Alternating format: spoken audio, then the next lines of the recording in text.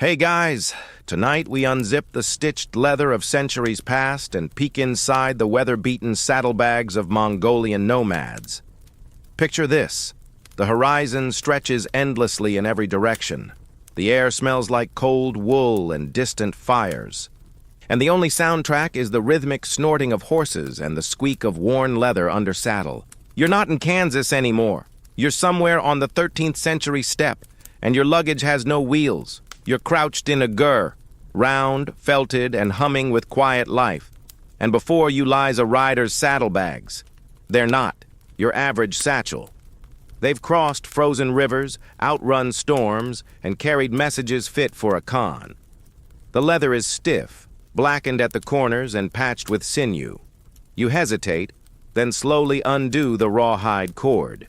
Let's see what's inside. So, before you get comfortable, take a moment to like the video and subscribe, but only if you genuinely enjoy what I do here.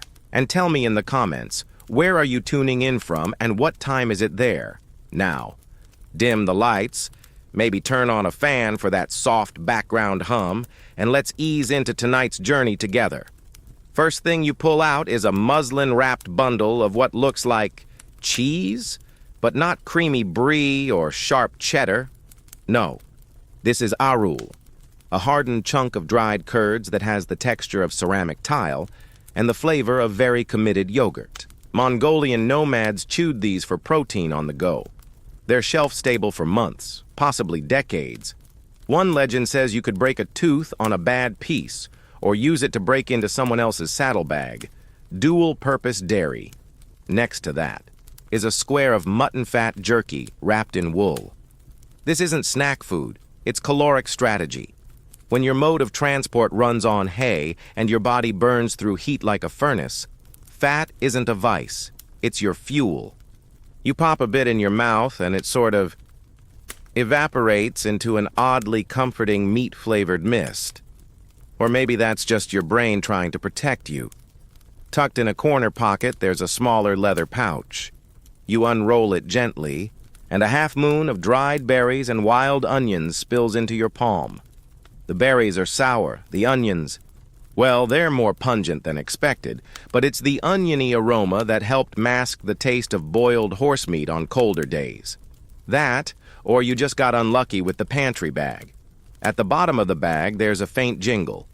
You dig further and find a piece of carved bone, half spoon, half tiny shovel, worn smooth with use. This wasn't just for soup. It was a tool, a utensil, and maybe even a means of self-defense if you had really low standards. Alongside it, there's a strip of hide wrapped around a jagged hunk of salt. Not for flavoring. Salt was currency. A briny banknote. That alone could have earned a night in someone's jur and a slightly overcooked slice of boiled marmot. And yes, there's hair. A tiny lock of it, bound with red thread and tied to a metal button. Some kind of charm, maybe? Historians still argue whether these were tokens of love, talismans of protection, or simply leftovers from a very unsanitary haircut. A few pebbles roll out. At first glance, they seem accidental. But you hold one to the light and see faint marks. Runes? Tallies? Just idle scratches. No one knows for sure. Some nomads etched stories into stones, others used them to count herd numbers. And at least one poor soul probably mistook them for goat droppings and carried them for a week. Lastly, you find a rolled scrap of stiffened hide. It's been stitched closed at the ends. You undo the seams and find a dried, leathery clump. Wrapped in linen, you sniff it cautiously. Smoky, musty, faintly medicinal, could be dried rhubarb, could be something worse.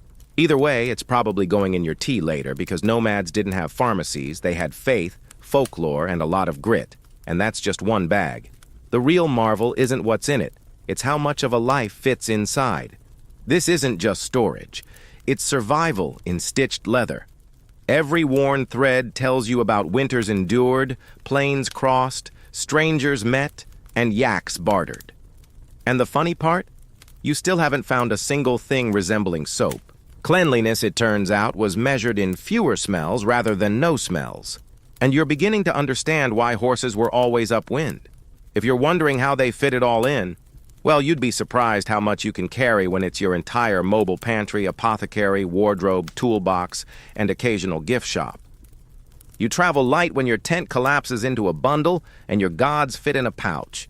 So as you sit back on the scratchy felt mat, night settling outside, and the fire crackling under a bubbling pot of something vaguely edible, you look around and realize this isn't just a bag. It's a home on horseback. And in it are the whispers of journeys untaken, echoes of trade routes, ghost crumbs of ancient cheese, and a folded memory of the person who packed it. And don't worry, you'll be carrying it tomorrow. You wake before the horses do. The fire in the hearth reduced to sleepy red embers. A soft wind rustles the felt walls of the jeer, carrying the distant scent of smoke and something else, possibly old socks. You stretch, legs sore from yesterday's. Ride and pull the saddlebag back into your lap. It's time to explore a different rider's hall. This one's heavier, and as you unlace the stiffened flap, something clinks faintly. You're about to meet the toolkit of a 13th century Mongol nomad.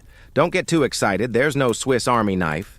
But there is a 3-inch iron awl so sharp it looks like it could pierce gilt, which, historically speaking, may have been its second job. The awl, wrapped in a strip of sheepskin, was used for punching holes in leather, canvas, and probably the occasional unlucky finger. You imagine some grizzled herdsman fixing his boot by lamplight with numb fingers and muttering something not safe for historical reenactments. Next, you find a flint striker, blackened with soot. It's shaped like a tiny horseshoe and tucked into a pouch alongside some kindling, bark shavings, dry moss, and a cube of what smells suspiciously like dung. Ah yes, step fire starters. Dung was plentiful, portable, and burned slow.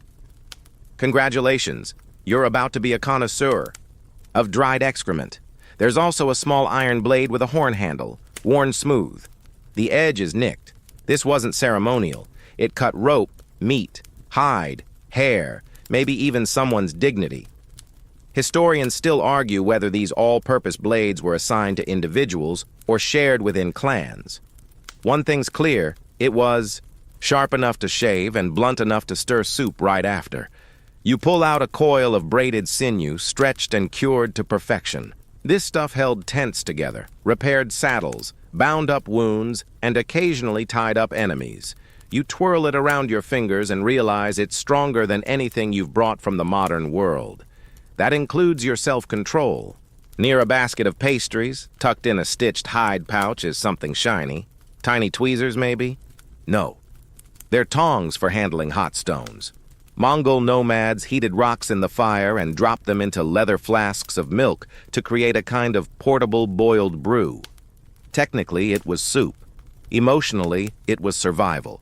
And apparently, if you threw in the right herbs, it could cure anything from a sore throat to romantic indecision. Wedged between 2 layers of fur is a curved bone needle, nearly translucent with age. Sewing was essential. In fact, skilled needlework meant more than fashion. It kept out wind, snow, and awkward questions about your winter prep. Women carried these tools, but men did too, especially those who'd outlived their pride and realized sewing your pants shut was better than freezing your bits off. Your fingers stumble across something odd, a pouch containing several tiny, polished stones. You assume they're for a game, but a whispered memory from last night suggests they're dice. Not for gambling, though that happened too, but for divination. Throwing bones to determine the day's luck, or maybe just to decide who had to check on the goats again, and then, unexpectedly, a strip of knotted rope. It's worn from use, but still functional. Nomads didn't carry much, but rope? Rope was life. It tethered animals, hung meat to dry, cinched bags, tied cradles, and occasionally, in winter, acted as a belt when you'd eaten too many meat dumplings. What makes this toolkit fascinating isn't just what it contains, but what it doesn't. There's no compass, no written instructions, not even a measuring stick. Mongolian nomads were raised to know, to fix, to feel the materials, smell when leather's gone bad, and hear when a saddle's crying out for oil. There's a theory, still debated in academic circles, that tools were more than just implements. They were status, identity. Like a knight's sword or a chef's pan. If someone borrowed your awl, they didn't just owe you a favor. They owed you respect. At the very bottom of the saddlebag is a flat, rounded rock. It fits perfectly in your palm. Looks unremarkable until you realize the edge is carefully grooved. A sharpening stone. Smooth on one side, ridged on the other. It's not flashy, but it tells you something profound. These tools were expected to last. They weren't disposable. They were honed, handed down, and, if the owner died in battle, probably repurposed with little sentiment. You take a breath. The smell of ash and leather now a part of your personal aura. This toolkit isn't glamorous, but it's the quiet backbone of empire building. You don't conquer half the known world with just horses and guts. You do it with tools, and the ability to fix your stirrup at a moment's notice. As you pack it all back in, your fingers graze something unexpected, a tiny bronze bell. It's cracked and doesn't ring anymore. But it might have once hung from a saddle, or called a child home, or warned of wolves in the distance. Maybe it was purely ornamental. Maybe it kept evil spirits away. Historians still argue whether such charms were practical, symbolic, or just there to keep you from losing your mind on a 6-day ride through nothingness. Either way, it jingled once, and for someone that tiny sound meant home. You lace the saddlebag shut again, your hands moving slowly, reverently. Not just because it's old, but because, weirdly, it's yours now. You've seen what kept a nomad alive. And oddly enough, it's not so different from what you need today. Something sharp, something warm, and something to believe in. You step out into the morning haze, your boots sinking slightly into the thawing ground. The sun's just beginning to climb, but already a few goats are screaming existentially in the distance, and someone's horse is attempting to eat its own. Reins. Classic steppe energy. Your own stomach growls, not from hunger exactly, but from confusion. That strange berry onion snack yesterday did something unholy to your digestive confidence. Still, you're in for another ride today, and that means one thing: rations. Nomadic snacking wasn't about indulgence, it was about efficiency. You reach for another saddlebag, this one bulging at the sides and smelling faintly of both wool and sadness. Food time. You open the flap and immediately find something hard as rock. Bortsog, a kind of fried dough biscuit that tastes like a cross between a funnel cake and a regrettable cracker. It's dense, subtly sweet, and perfect for long rides, because it's basically indestructible. You bite in, it echoes. Tucked beside the bortsog is a pouch of dried meat, most likely mutton, possibly camel, hopefully not horse. It's sliced thin, sun-dried, and rubbed with enough salt to qualify as a weapon. This jerky isn't just food, it's preservation magic. Historians still argue whether early Mongols used special smoke techniques, salt rubs, or just sheer denial to keep their meat edible for weeks. And then you spot it. A cloth bundle, tied tight. You unwrap it to find a cluster of curd clusters. Aaruul, again. But this batch smells a little different. You take a cautious nibble and immediately regret your optimism. This is the extra aged stuff, so hard it may legally be a gemstone. Your teeth bounce off it like a spoon on granite. Apparently, some families kept aaruul drying under their roofs for literal years. Yes, plural. Beside it, folded in felt, you find one of the nomads' greatest culinary enigmas: dried intestines stuffed with curd. Think of it like a probiotic Slim Jim. It smells like a barn in a thunderstorm, but supposedly boosts digestion, or possibly demolishes it. One or the other. And just when you think you've survived the worst, you reach into a side pouch and pull out something wet. Not soaked, just damp. A cured animal bladder tied at the top. You shake it gently and it sloshes ominously. You open it. One cautious sniff confirms it. Aaruul. Fermented mare's milk. It's fizzy. It's tangy. It has the audacity to be both creamy and effervescent. And somehow it's refreshing, if you're already dead inside. Aaruul wasn't just hydration, it was ritual, social glue, a mild intoxicant, and, let's be honest, a beverage that scared outsiders, off the step faster than arrows. It contains about 2% alcohol, more on a warm day, and possibly something you're not emotionally ready to process. You sip, and then make a sound only camels should make. The rider whose bag you've pilfered was clearly traveling in style. You find another drink, a leather tube of arki, a distilled spirit made from fermented milk. Stronger than aaruul and capable of setting fire to your confidence, it was used for celebrations, bribes, medicinal rubs, and possibly removing varnish from furniture. Then there's the horse food, because your four-legged partner also eats.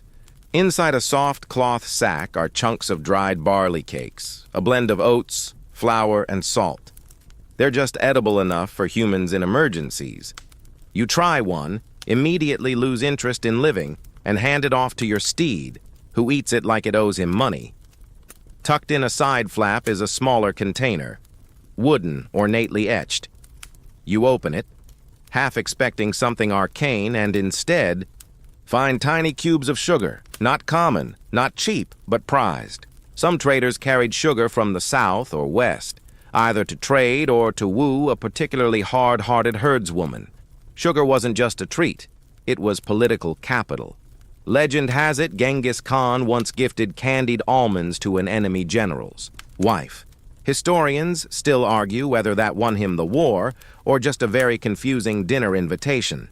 You also find dried wild onions, crushed nettles, and tiny pouches of crushed juniper. These weren't just flavor, this was step seasoning. Add it to broth, chew it raw, or wave it in front of a sniffly child and declare them cured. Medicine, garnish, spiritual protection, it's a triple threat. Near the bottom of the bag is an oddity, a clump of pale yellow wax. It smells faintly of mutton and wood smoke.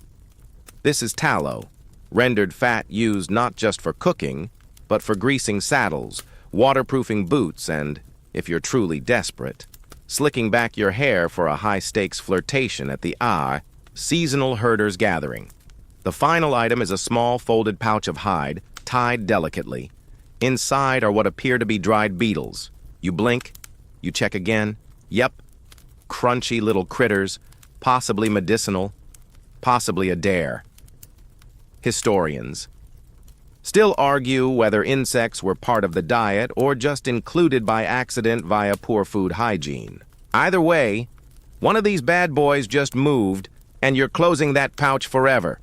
You repack the bag, slightly nauseated, moderately impressed, and acutely aware that modern snack culture would not survive one Mongolian sunrise. There's no granola here, no protein bar wrapped in foil that claims to taste like birthday cake, but actually tastes like betrayal. Just real food, real weird, and designed for bodies that work harder than your Wi-Fi router on patch day.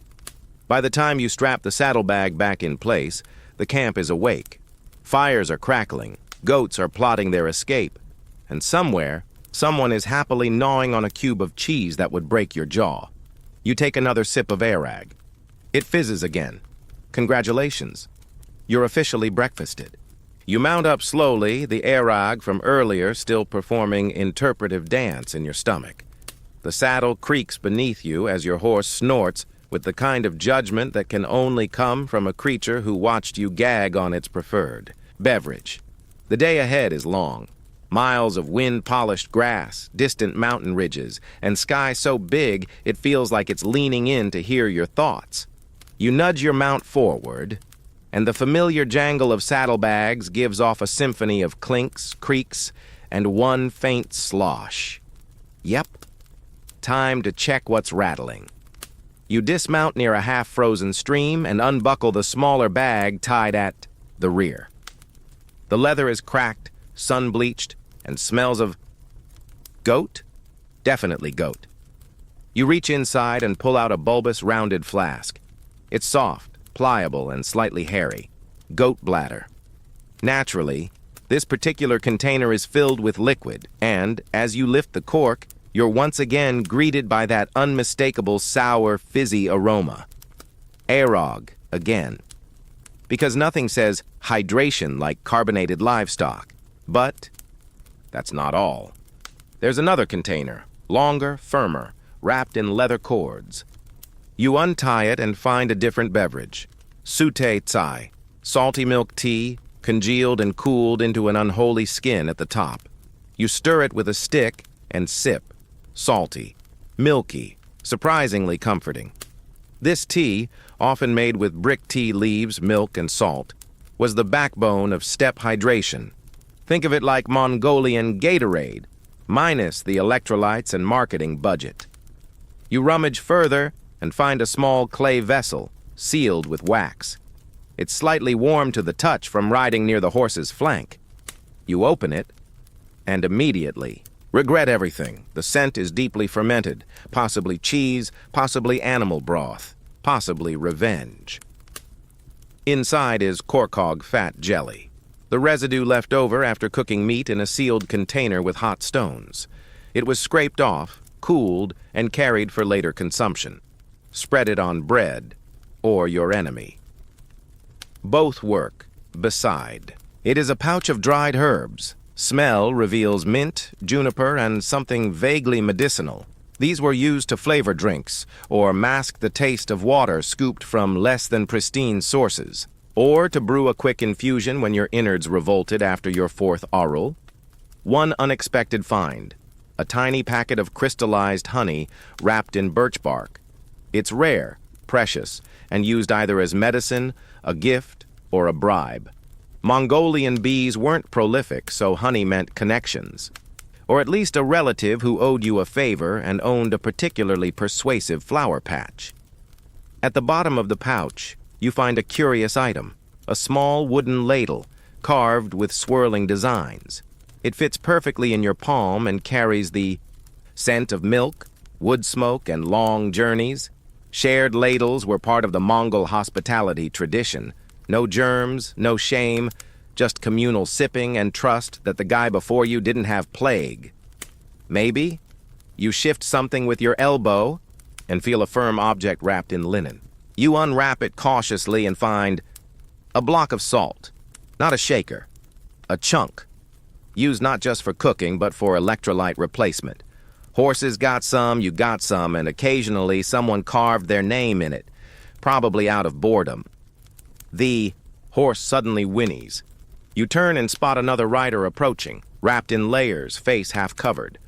He nods, reaches into his saddlebag, and pulls out a flask. Without a word, he offers you a drink.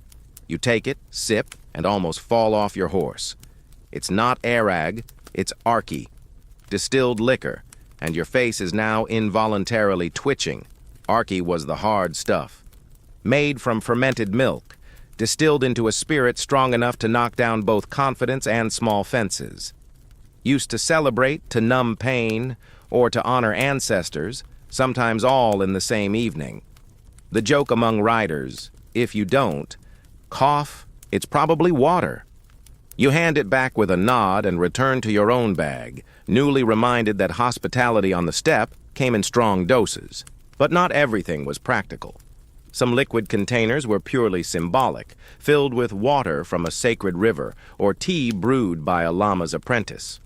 Historians still argue whether certain vessels were spiritual or just very aggressively reused.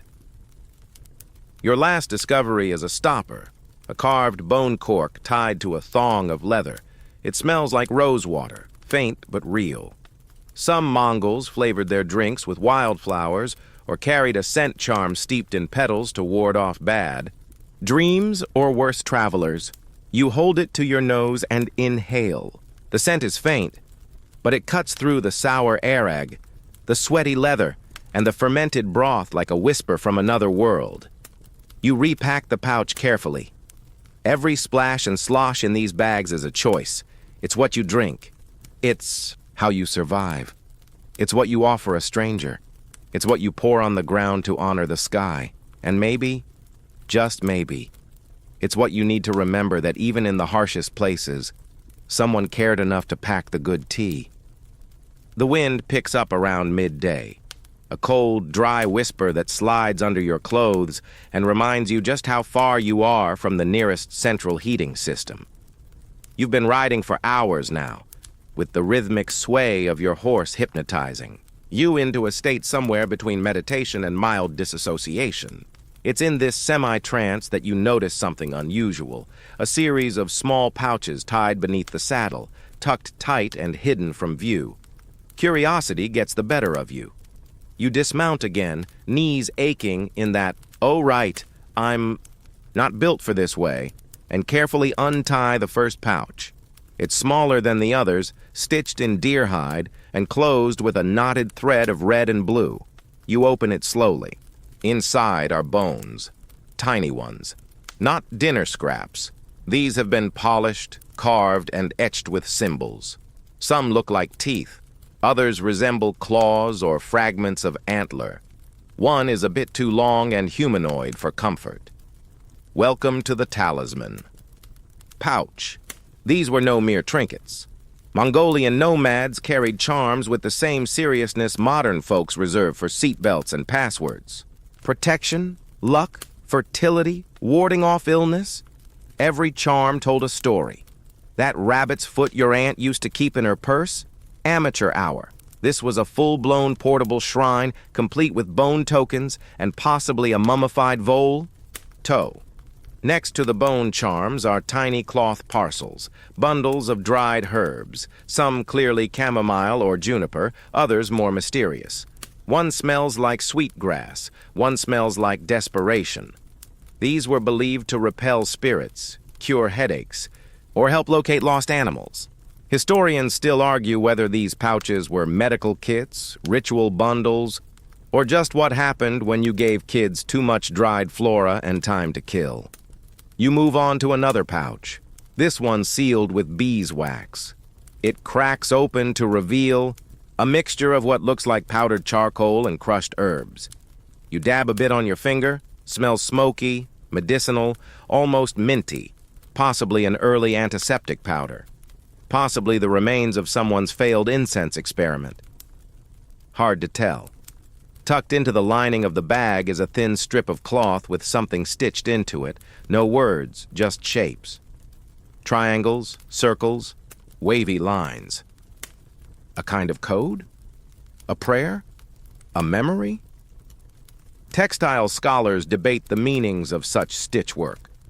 Some believe these were messages for ancestors. Others think they were patterns passed down through families like lullabies embroidered in thread. Then there's the talismans made of animal parts, a hardened piece of staghorn, worn into a smooth pendant, a dried frog leg, a bird claw lashed to a strip of red felt. You hold them gently, the way you'd hold something both sacred and questionably sanitary. Every item was chosen for a reason. Some for strength, some for swiftness, some because an elder once swore it helped them outrun a thunderstorm. That story may or may not have involved fermented mare's milk. One amulet is especially odd. A lump of wax with two tiny beads pressed into it. It looks like a face, possibly, or a very squished goat. Either way, it was clearly made with care. Maybe a child's handiwork, a keepsake, maybe just the world's most questionable craft project. You find strings of dried beads, bone, horn, maybe old seeds, tactile, portable, and possibly meant for counting prayers, or simply fidgeting through a particularly boring night watch. Some say nomads use these like rosaries. Others think they were simply stress relief, because nothing calms the nerves like rubbing a goat vertebra between your fingers. In a smaller inner pocket, you find a charm made of twisted horsehair, dyed red at one end. This one gives you pause. Horsehair charms were often woven during rites of passage, births, funerals, the day your horse finally let you ride it without biting your arm. The red dye, possibly symbolic of vitality, or blood, or just someone getting carried away with crushed berries. And finally, tucked into a seam near the bottom, a scrap of bark. Birch, by the look of it. There's something scratched into the surface. Lines and curves, too shallow to be writing but deliberate. A secret message? A sketch? Historians still argue whether such markings were private codes, romantic notes, or doodles from a bored herder with an artistic streak. You sit back on your heels, the charm pouch in your lap, feeling the slight weight of belief, superstition, and memory wrapped up in these tiny, powerful pieces. Nothing in here has obvious value. No gold, no jewels. And yet this is arguably the most precious cargo you found, because when you live life perpetually in motion, never certain of the weather, the mood of your livestock, or whether, neighboring clan will be friendly or feral, you carry what gives you peace, hope, power, even if just imagined. You tie the pouch shut again, reverently. These weren't just spiritual band-aids. They were reminders that every rider on the steppe, no matter how hardened, still needed something to believe in. And sometimes that belief came in the form of a toe bone from a blessed goat. You glance up. The wind has shifted. Somewhere behind. The horses are restless. Time to ride again. But your saddlebag now holds more than food and tools. It holds fragments of soul, and yes, still probably that vole toe. The afternoon light stretches thin across the grasslands, casting long shadows from every tuft and hillock. Your horse trots on, rhythmic and unfazed, while your own backside begins to question every life choice that led to this saddle. But then, you spot smoke in the distance, curling up from a small fire pit near a cluster of gers. Maybe it's a rest stop. Maybe it's a trap. Maybe it's just a family of strangers making soup and side-eyeing you for fun. You approach cautiously, nodding to a bundled elder tending to a boiling pot. In the flicker of the fire, you recognize something being kindled. Flames from nothing. No lighter, no matches. Just skill. You're invited to warm your hands, and you watch as one of the riders produces a fire-starting kit from his saddlebag. It's nothing flashy, a strip of iron, a chunk of flint, and a roll of what looks like finely shredded bark wrapped in cloth. Tinder. He strikes the flint against the iron with practiced grace, tiny sparks dancing into the shredded bark until, poof, a thin curl of smoke, then fire. It's beautiful. It also smells a bit like dried goat, which frankly tracks. Mongolian fire kits were humble but effective. Flint and steel, charred cloth, dry dung pellets, yes, dung. Dried animal droppings were everywhere, and more importantly, they burned like slow, smoky candles. You didn't need a forest to keep warm, just a patient horse and a very open mind. Historians still argue whether Mongols preferred camel dung over horse for fire-making, citing burn time, scent, and, yes, flame personality, which is absolutely a thing if you've ever tried to cook dinner over aggressively optimistic fuel. Next to the fire kit, another rider produces a secondary tool, a leather pouch of sulfur-dipped twigs. These were like proto-matchsticks. You light one from a flame, then tuck it back into its pouch to preserve the embers for later. You, meanwhile, nearly burn your sleeve trying it yourself. You're told, gently, that maybe start with the dung method. But there's more. One scribe-like figure pulls a delicate wooden tray from his saddlebag, its edge blackened with soot. This is a portable cooking tray, designed to balance over small fires, meant for boiling tea, melting fat, and occasionally warding off frostbite with emergency soup. He sets it on the fire, fills a pot, and tosses in dried cheese.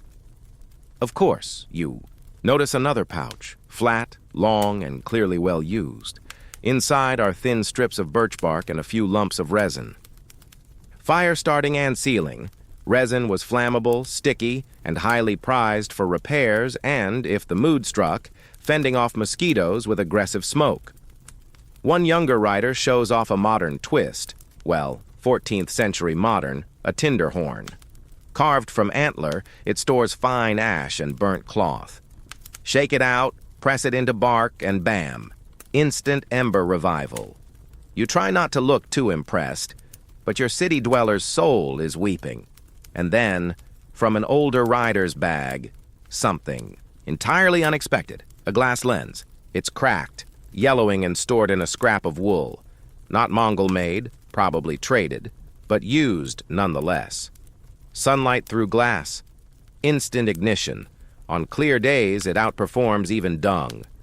Take that, science class. You ask how they keep the fire dry in storms. They laugh, then show you another trick. A roll of oil-soaked felt. If you light one edge, it smolders for hours, even in wind. Tuck it under kindling, and you're good to go. Downside? You'll smell like smoky sheep for a week. Upside? You'll be warm enough not to care. One final curiosity. A pouch of lichen. Dried, crunchy, but highly flammable. It's light, abundant, and surprisingly excellent at catching sparks. Some Mongols even used it for medicinal salves, because if it burns and heals, why not? You sit back, warm now, your hands blackened, with soot and joy. These kits weren't just survival tools, they were lifelines. If you could make fire, you could eat, drink, stay warm, signal allies, or just sit with your thoughts while the wind howled across the grass. Fire wasn't just fire. It was community, it was memory, it was life. You imagine a Khan centuries ago lighting his fire the same way, surrounded by advisors and horses, and exactly one guy whose job it was to keep the dung dry. Historians still argue whether some clans had fire guardians, people whose sole duty was to protect the flame during migration. Like a sacred ember that passed from tent to tent, linking one day to the next. You look down at the kit now in your lap. Simple, worn, smoky. A pouch of flint and kindling, a folded scrap of felt, and the ghost of hundreds of fires before you. You repack it carefully, because while the cheese will run out and the wine will spoil, fire is the one friend you keep forever. The wind shifts again as evening draws closer, and with it comes a familiar bite, sharp and dry. The kind that whispers, "Hope you layered well." You pull your deal tighter. It's a long tunic, belted at the waist, slit up the sides for riding. You've seen every Mongol nomad wearing one, some with trim so bright it makes your teeth hurt, others so patched and plain they look like they're held together by sheer will and sheep oil. Time to explore the most underappreciated saddlebag. Section, the wardrobe. And yes, it travels with you. You ease open a side flap of worn leather, already bulging with fabric. The first item out is another deal, folded neatly. Well, as neatly as something that's been stuffed in a bag next to fire cakes and yak jerky can be. This one's heavier than yours, lined with wool, and it smells earthy, and possibly goat-adjacent. But it's warm, and that's what matters when you sleep on the ground, and the wind thinks your toes are a personal challenge. You find woolen socks next. Not matched, not soft, not even vaguely symmetrical, but they're thick, hand-knitted, and crusted with faint stains that suggest a long winter and at least one spilled bowl of mutton soup. Socks were prized. They didn't have an endless drawer of them. You had a pair, maybe two, and if you lost one, you just became very interested in warm grass and strategic foot placement. Then felt insoles, thin slabs cut from pressed sheeps. Wool, shaped to slip into leather boots. These acted as insulation and odor management, though judging by the scent wafting up from this pair, they've mostly failed in the second department. Still, they did the job.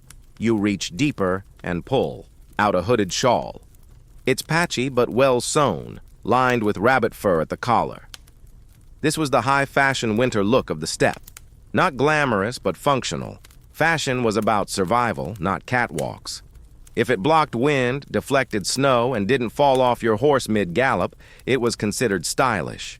Tucked into a side pouch, you find a strip of fabric, decorative, embroidered with blue and silver thread. Not just flair, these strips were status signals. A nobleman's deal had vibrant colors, thick stitching, maybe even some imported silk ribbon sewn in. A poorer herder's? Earth tones, reused dye, minimalist by necessity. Historians still argue whether the embroidery was clan-specific, fashion trendy, or just a case of, my grandmother had a lot of time and good eyesight. Another bundle reveals mittens, not gloves, mittens, made of felt, sometimes lined with animal skin, often stitched together with horsehair. Your fingers slip into them and immediately feel like boiled dumplings, cozy but totally useless for anything requiring dexterity, which is why one mitten has the tip slit open. The Mongolian multi-tool glove. You also find a leather belt, thick, worn smooth, with a buckle carved from bone. It served not just to keep your deal in place, but to hang tools, pouches, even tiny flasks of aaruul. One enterprising rider might carry half their kitchen on their belt. Sort of like Batman, but with more dairy. And then there's the underwear. Or, let's be honest, the suggestion of it. A thin layer of cotton or linen, rarely. Washed, often ignored in favor of simply wearing more layers of deal. The step wasn't big on delicates. If your underclothes didn't chafe and stayed somewhat attached, you were winning. You pull out a triangular scrap of cloth with tassels. At first you think it's decorative. Then you realize it's a hat liner, used to stuff inside heavier. Winter hats, it was part warmth, part head cushioning. The fancier ones were dyed, scented with herbs, or laced with charms against headaches and brain freezes. Scholars debate whether this was early medicine or just cold-induced panic sewing. There's also a wrapped bundle of fabric patches, mismatched but clean. Stitching kits were included in every serious traveler's gear. These weren't just patches for repair. They were potential upgrades, emergency insulation, and in desperate times, probably napkins. Near the bottom, you find one final surprise, a pair of worn riding boots, leather so stiff it feels fossilized. The toes are curled up, classic Mongol style, designed to avoid snagging on stirrups. The soles are flat, thick, and smell like someone rode 1,000 miles over soup, which, historically speaking, might be accurate. These boots were everything. Home, horse grip, defense against frostbite. You might wear one pair for years, repaired, resoled, refelted.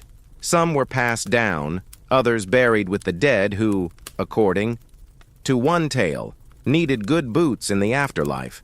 Because eternity has poor road conditions, you pack it all back, folding each item with the respect you give to clothes that have seen more seasons than you've had birthdays. Mongolian nomads didn't travel with closets. They wore their history, patched their memories, and layered themselves against the chill of a life lived outdoors. And just as you tighten the saddlebag straps again, you realize, somewhere in there, beneath all the wool and leather, is the smell of someone else's life. By now, the terrain has changed.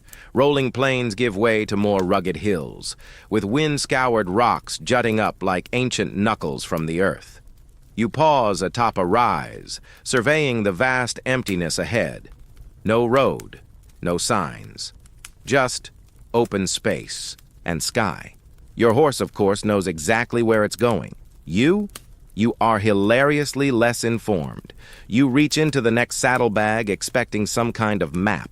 But Mongolian nomads didn't need parchment directions or GPS. What you find instead are tools for a completely different way of navigating. A world without lines on paper, but full of memory, instinct, and sticks. First out, a carved bone, tally stick. No markings that make sense to you, but clearly worn by handling. These sticks might have been memory aids, reminders of how many rivers crossed, herds counted, or trade stops made. Some nomads used a system of notches and cuts to track information, especially if they were illiterate, which, in a society where oral tradition ruled, was far more normal than not. Next is a small bundle of dyed threads, not decorative, practical. Knotted and colored in sequence, they might have served as mnemonic devices. Red for rivers, blue for wells, green for good grazing. You run them through your fingers, suddenly realizing this was a kind of tactile map, a literal feel-your-way approach to the steppe. You open another flap and find a rolled scrap of leather, stiff and smooth. At first glance, blank. But under the right angle of light, faint lines appear.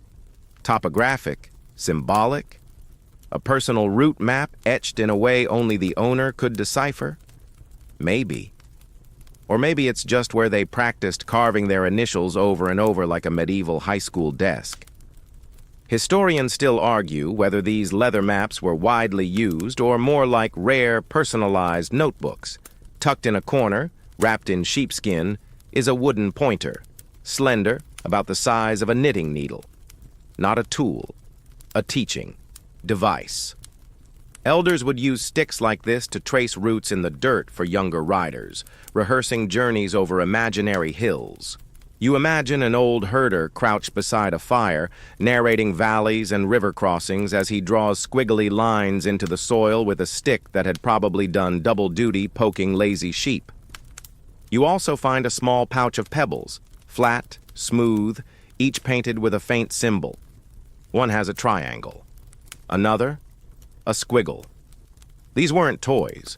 They were markers, possibly laid out along the road to remember the turn at the thorny bush or the dip by the ancient tree. A breadcrumb trail that wouldn't blow away. But the real GPS was in the body, in memory, in song. You find a rolled scrap of cloth with stitched patterns that repeat: mountain, valley, stream, hill, not random. Mongolian riders memorized travel routes in the form of songs and chants. Each verse marked a landmark, a distance, a change in direction. Forget your tune, and you might miss the only water source for miles. Remember the melody, and you'd never be lost. Some scholars even suggest these travel songs included embedded timing, so many verses to the next camp, or a chorus when it was time to switch horses. A rhythm map, your playlist, if you will, just set to wind instruments and wool. You dig deeper and find a tiny wooden figurine, horse-shaped, worn smooth. Possibly a totem, possibly a reminder of a specific ride, or just something to hold on to. While you replayed the map in your head, you place it back carefully. This isn't your saddlebag after all. Another item, a piece of folded birch bark, lightweight, stiff, and covered in faint lines. Some Mongols did use bark as makeshift notepads, writing with soot and grease, scratching notes into the surface.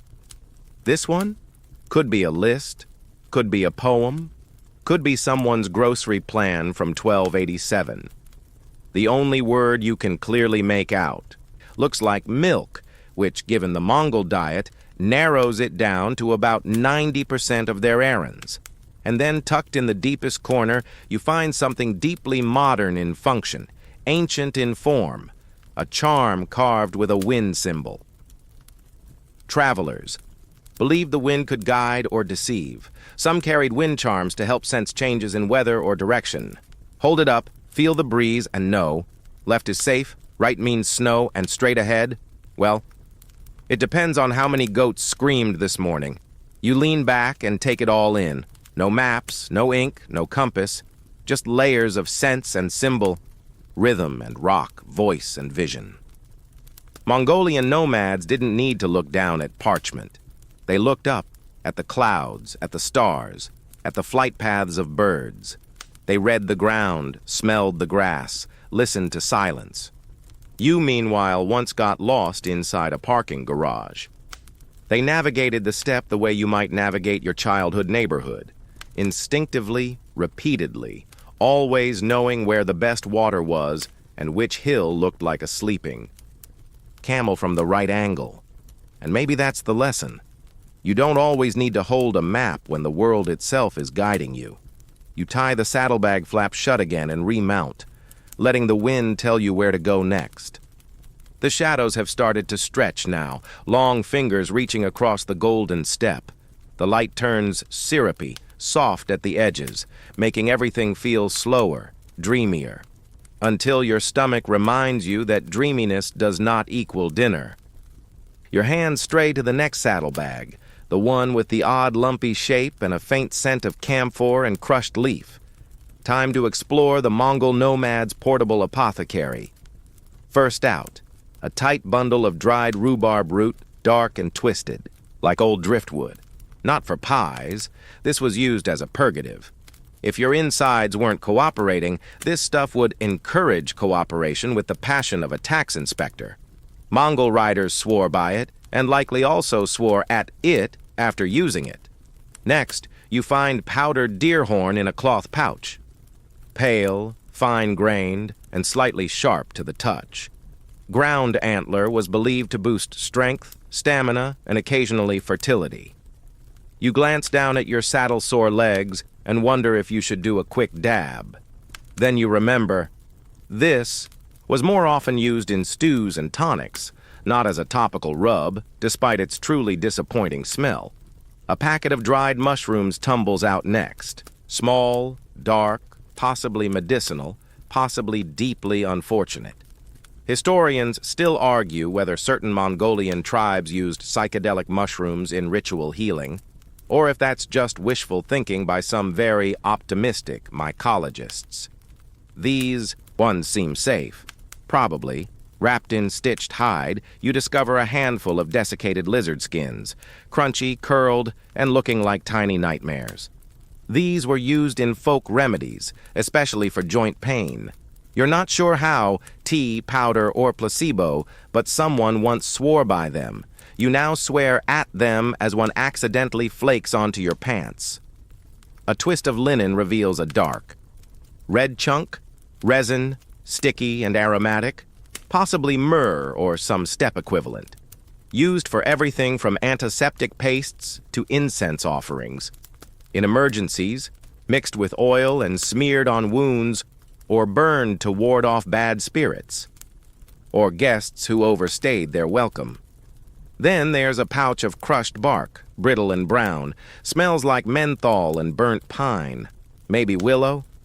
It was chewed for pain relief, brewed for fever, and possibly shoved up someone's nose during a particularly bad cold. Medicine didn't come with a dosage chart. You just hoped your healer wasn't also your blacksmith. You find a strip of cloth embroidered with small charms, beads, bits of bone, tiny bells. This isn't medicine. It's protective. Slung around infants or nervous travelers, it was believed to guard against sickness and sudden fright. Mongolian medicine blended physical with spiritual. You carried the cure and the charm in the same bag, because sometimes the placebo effect was your best hope. Next, a tin of powdered charcoal, clearly intentional. Used for treating stomach issues, filtering water, or, if mixed into paste, brushing teeth. Mongol dental care was surprisingly thorough, though it often involved more scrubbing than finesse. You spot another cloth bundle, dried herbs tied in twine. You unfurl it like a tiny bouquet, sage, mint, maybe thyme. Some for healing, others for stewing, some thrown into hot water for steam baths, others burned to cleanse a new camp from old energy. It smells good, grounding, like a very small forest. Tucked inside your nose and tucked near the bottom, dried beetles. Again. Different ones this time, shiny and lacquered, clearly preserved for some important use. Crushed and consumed for energy? Placed under pillows for dreams? No one agrees. The only constant is, they're crunchy, they smell odd, and you're keeping them far, far away from your own food bag. You find what looks like a roll of dried intestine stitched into a makeshift bladder. Inside, a fine powder. You touch, sniff, immediately regret it. Bitter, earthy, opium, poppy seed? Mongols were known to encounter such substances via trade routes, not always for recreation, sometimes to numb pain, sometimes to quiet a dying man. This pouch feels old, ceremonial, not for the casual sore back. Then there's the animal fat. Tucked in waxed cloth, it's soft, greasy, faintly smoky, used as balm for skin, lube for tools, emergency cooking oil, and occasionally moisturizer. Forget your hand cream? Here's yak grease. Works better than most beauty products, provided you enjoy the lingering aroma of alpine beef. Another pouch holds dried fruit skins, tart, leathery, and used to combat scurvy. Sour cherries and barberries were common, their tangy punch a clue to where the healer had wandered recently. These were nature's chewable vitamins minus the cartoon dinosaur shapes. At last you find a leather scroll, no writing, just symbols, lines, and a few faded illustrations. A remedy list, maybe, or a memory map for herbalists, or just someone's doodle when the horses were all asleep. Historians still argue whether Mongol healers documented their knowledge systematically or relied on oral tradition passed between generations and seasoned by trial and occasionally fatal error. You sit with the bundle of pouches in your lap. This is more than medicine. It's memory, intuition, trial and error, refined by lived experience and maybe a touch of superstition.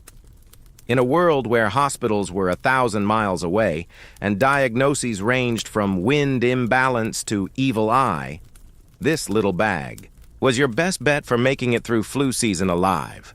You repack the apothecary slowly, aware that some of these items would be dismissed by modern science, others rediscovered and sold back to you in fancy jars with minimalist labels. But here, on this wind-bitten ridge, every root, bark, and beetle meant something. Each had been carried for a reason. To comfort, to cure, or simply to give hope. And honestly, who doesn't need a little of that tucked in their saddlebag?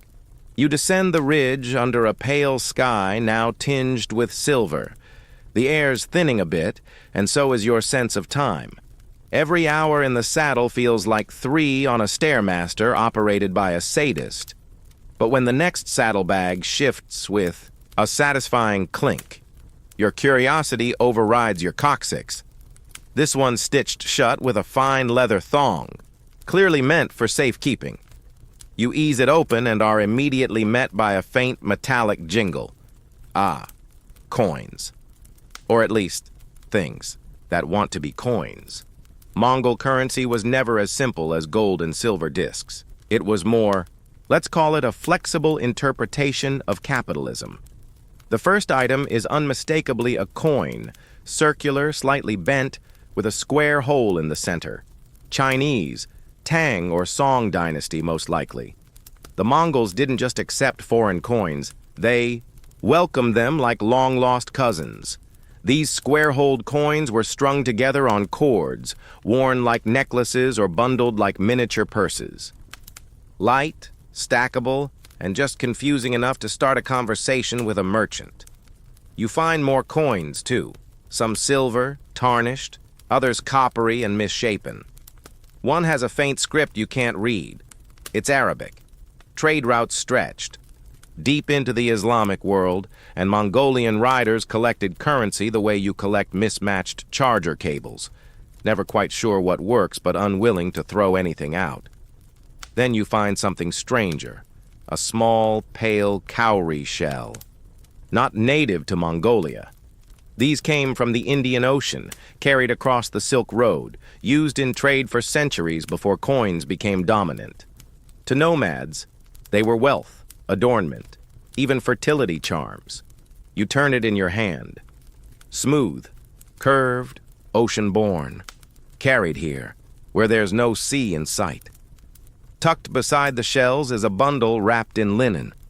You undo the knot and find several small chunks of something dark and fragrant. Tea bricks. Yes, compressed tea used as currency. Traders valued them for their long shelf life and exchangeability. You didn't just drink tea, you bartered with it, paid debts with it. proposed marriage with it if your timing was bold and your tea well-aged. And then, in a tiny stitched pocket, you find what appears to be a marble-sized nugget of grayish dust. You sniff it cautiously. It's faintly sweet, oddly medicinal, possibly opium, or powdered incense, or ashes. Mongols sometimes carried sacred relics from fires, lamas, or ancestors. Historians still argue whether these mysterious pouches were spiritual, recreational, or just a deeply unsupervised part of trade. Next to it, a lump of raw salt wrapped in a hide pouch. Not a seasoning, a medium of exchange. Salt was valuable, heavy, essential. Your horse needs it. You need it. Salt was the coin of survival. And unlike silver, it came with a flavor profile.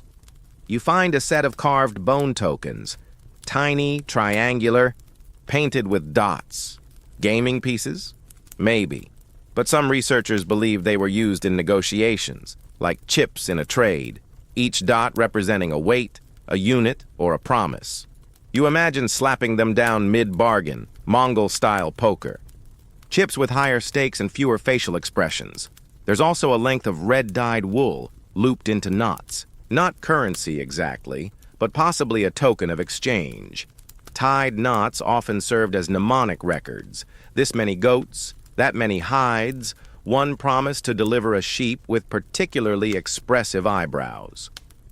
Agreements, encoded and looped. Further, down, you pull out a hide wallet with stitched compartments. Inside, feathers, brightly colored, carefully preserved. Bartered for, maybe. Gifts from a foreign trader. Sometimes rare feathers were used as markers of alliance or status.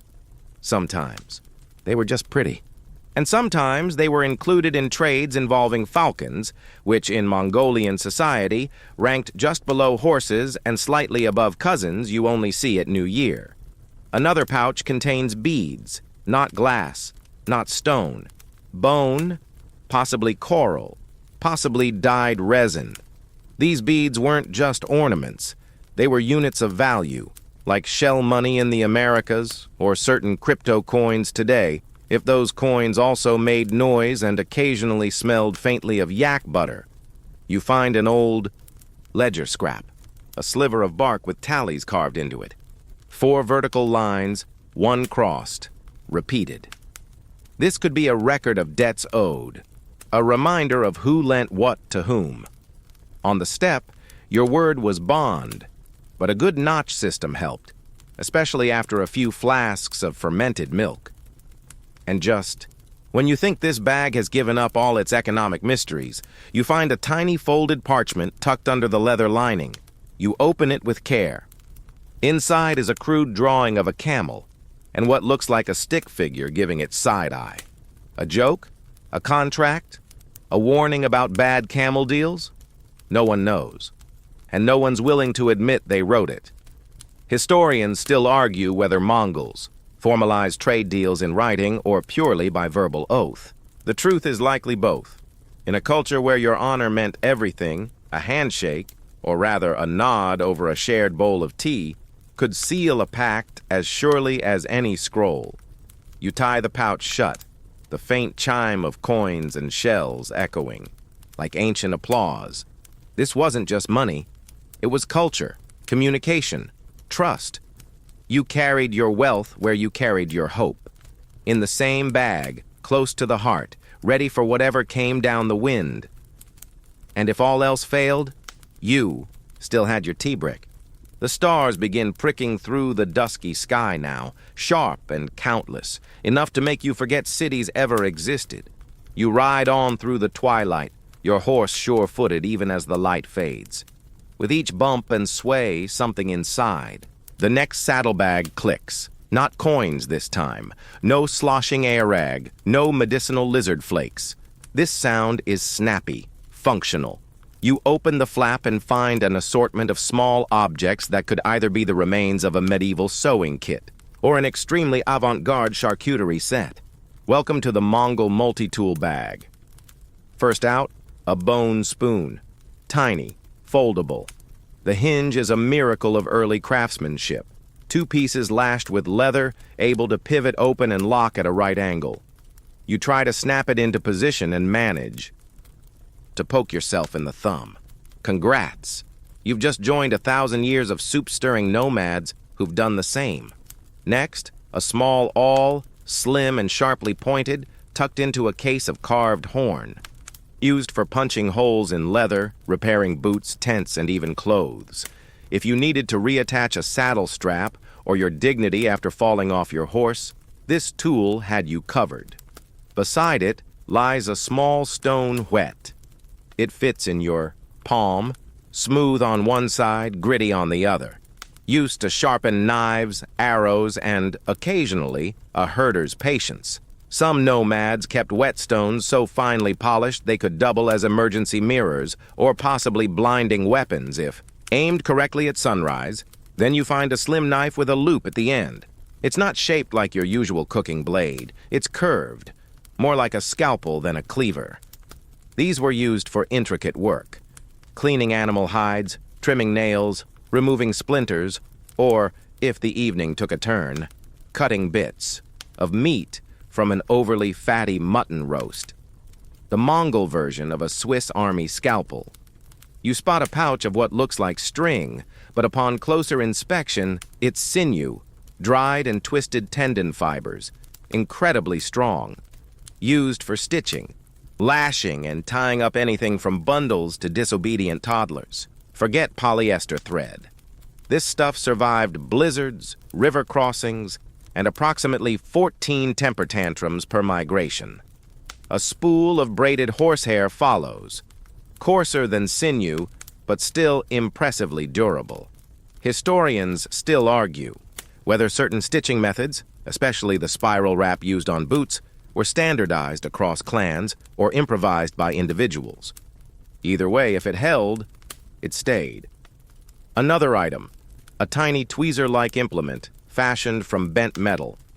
You assume it's for grooming until you find a pair of cracked fingernails inside the same pouch and suddenly wish you hadn't.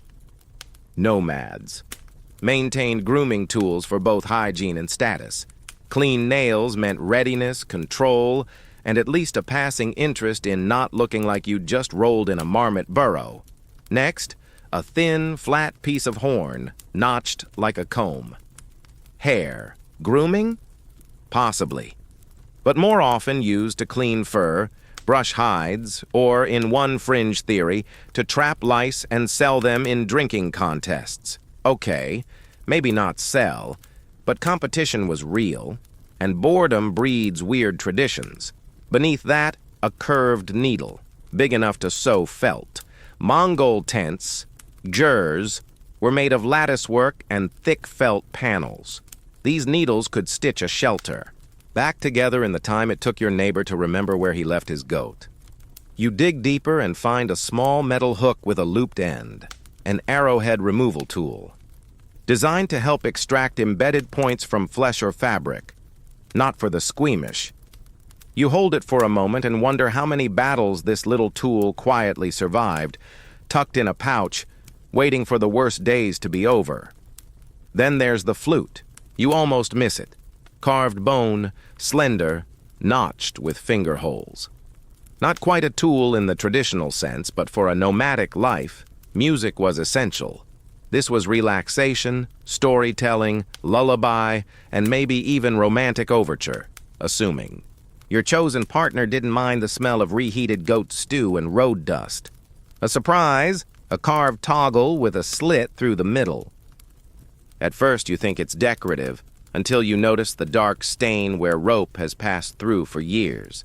It's a tension lock, used to cinch saddlebags, tent flaps, or makeshift splints. Mongols were masters of minimalism, one object, infinite uses. You, on the other hand, brought 3 travel pillows and still forgot socks. The final object is a horn scraper, used to clean hides, smooth leather, and occasionally shave small wooden pegs. Not glamorous, but if you needed to fashion a new tent anchor at midnight, you'd be grateful for it. It also makes a surprisingly satisfying sound when dragged across your boot. Not useful, but soothing. You sit back and look at the spread before you. Nothing gleams, nothing boasts, but every piece here tells you something fundamental. This was a people who lived in motion but planned for everything. These weren't just tools. They were promises of resilience, of repair, of readiness. In the modern world, we call it EDC, everyday carry. The things you don't leave home without. For the Mongol nomad, it fit in one pouch. Fix it, cut it, scrape it, sew it, play it, clean it. All in one bag tied to your saddle, next to your jerky and your ancestral expectations. You pack it back with a newfound respect. No electricity, no backups, just tools that outlived their owners, and a tiny spoon you still don't entirely understand. Night has fully arrived now, wrapping the steppe in a soft, ink-black blanket that glows silver where moonlight kisses frost-covered grass. You're still warm from the fire, your horse tethered nearby, and your saddlebag exploration continues, under the flicker of a dung-fueled flame. The next flap you open reveals something wholly different, not for you, but for your four-legged companion. Because while your boots might be sore and your joints creaky, your horse has been carrying you like an underpaid ride-share service through freezing wind and endless terrain. Naturally, nomadic riders packed a sub-kit of essentials just for their animals. The first item is familiar, a hoof pick. It's worn smooth from use, carved from bone, shaped like a small question mark. It slides perfectly between the crevices of a horse's hoof to scrape out rocks, ice, and the occasional overconfident beetle. Mongol horses weren't shoed in the European fashion, so clean, trimmed hooves were the difference between a smooth ride and a very expensive limp. Next to it is a small jar sealed with wax and tied with sinew. You crack it open and get hit with a pungent, greasy aroma, animal fat, pine sap, and possibly fermented something. This was hoof salve, a homemade balm rubbed into hooves to protect against cracking and freezing. When you ride across frostbitten plains, a cracked hoof could mean disaster. This is medieval orthopedic care. You also find strips of soft cloth, not for humans. These were tied around injured legs as makeshift bandages or warmers. Some even say they wrapped fetlocks before long rides in icy weather. Historians still argue whether such wrappings were widespread or a regional innovation. Either way, your horse now gets spa treatment while you settle for salt jerky and questionable cheese. Another curious object, a small brush, not stiff like a curry comb, softer, rounder, made of woven straw and animal hair, used for grooming, dusting off saddle, sores, or simply calming the animal. Mongol horses were hardy, near-feral, independent creatures, but even they liked a good scratch now and then. Possibly the only universal truth across all species. You find a small pouch of what looks like crushed salt mixed with flour. Horse treats. No, really. These were packed for emergencies, to coax a tired or stubborn animal forward. High in carbs, easy to chew, and just bland enough not to make you want to try one yourself. You almost do. Then you remember how that worked out with the fermented milk. Tucked into a corner is a length of braided rope, looped and knotted at one end. A makeshift hobble, used to tie a horse's legs just loosely enough to prevent escape while grazing. Nomads didn't always tether their horses like pets. They let them roam, but not too far. This little rope was essential to that balance between freedom and please don't disappear overnight. You pull out a few spools of thread, thicker than usual, dark and waxed.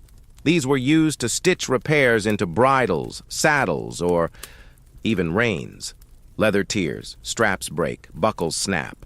But a needle, a little sinew, and enough swearing can fix anything. Mongol riders were saddle surgeons.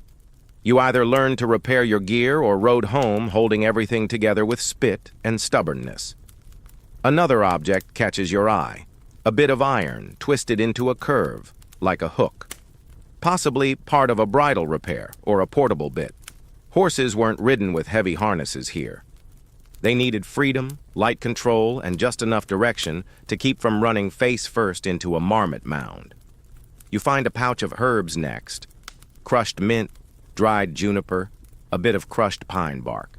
This wasn't for tea.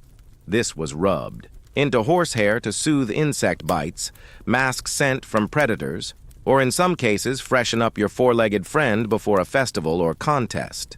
Imagine spritzing your horse with forest cologne. Same idea, fewer branding issues. There's a soft cloth wrap at the bottom of the bag. You open it carefully and find a tiny carved figure of a horse, painted with red dots. A charm, possibly carved by the rider or gifted by someone back home. Mongol horsemen believed deeply in the spirit of the horse. Some whispered to their mounts before battle. Others tied charms into manes or saddles to ward off injury. You hold this one a moment longer than necessary. It feels warm, lived in. 1. Final item. A folded hide sheet stiff with age and sweat. It's a saddle liner, used to cushion the horse's back and absorb pressure during long rides. Replaced often, reused always. The smell? Somewhere between wet wool and ambition. But the utility? Timeless. You roll everything back into the bag, carefully fitting the hoof pick and salve beside the treats and grooming tools. This wasn't just animal care. It was partnership maintenance. Mongols didn't see horses as vehicles. They were comrades, lifelines, war machines, and warm blankets. Your mount was your shadow, sturdy, fast, loyal, and only mildly judgmental. Historians still argue whether Mongol success in conquest was due more to strategy or to the unparalleled endurance of their horses. The truth is it was both, and neither would have lasted without the tiny tools packed in these bags. You pat your horse on the flank, who promptly ignores you and starts chewing the rope. Charming, and you smile, because here in the dark, beneath, a sky punched with stars, you realize.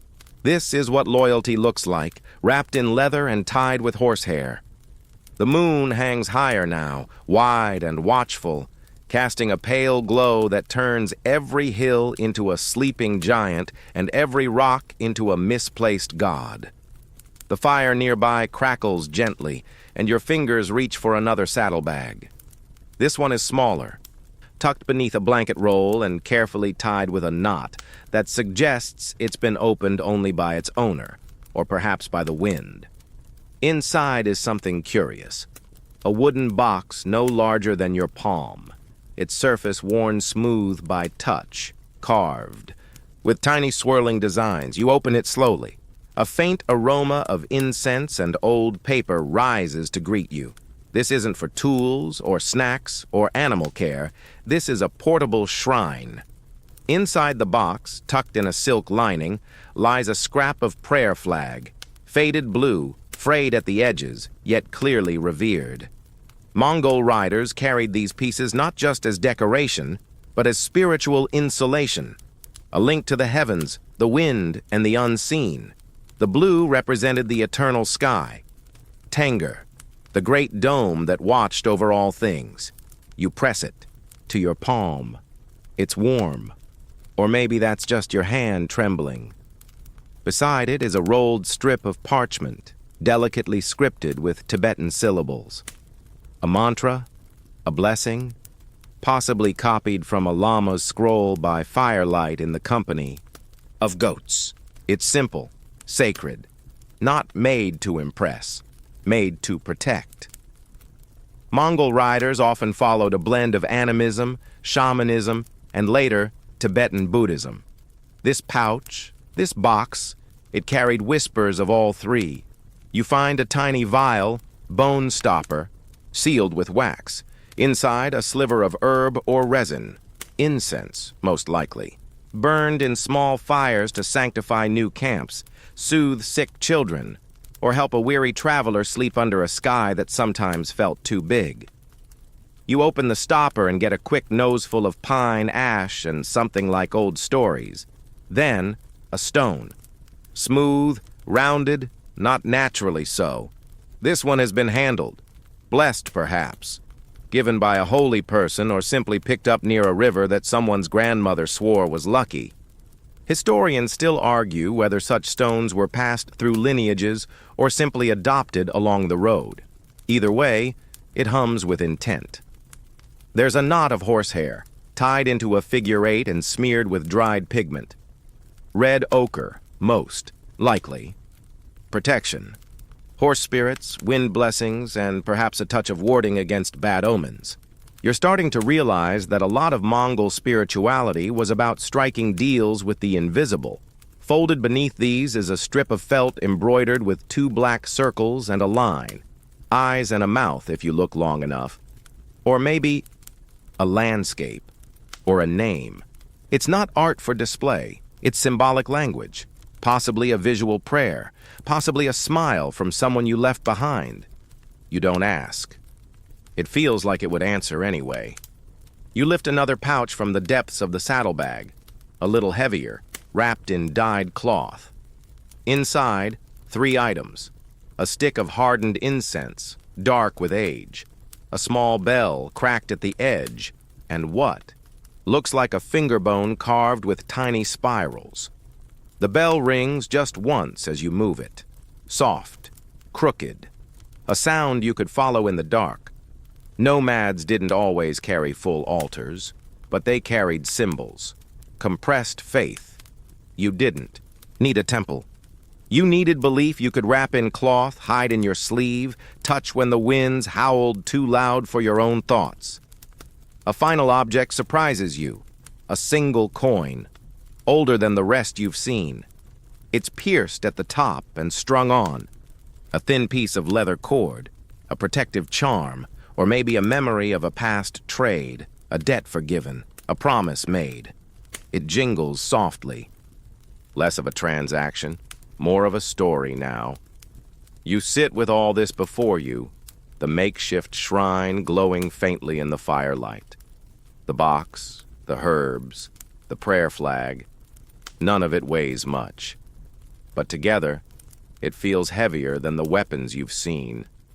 This is what holds people together across generations of motion.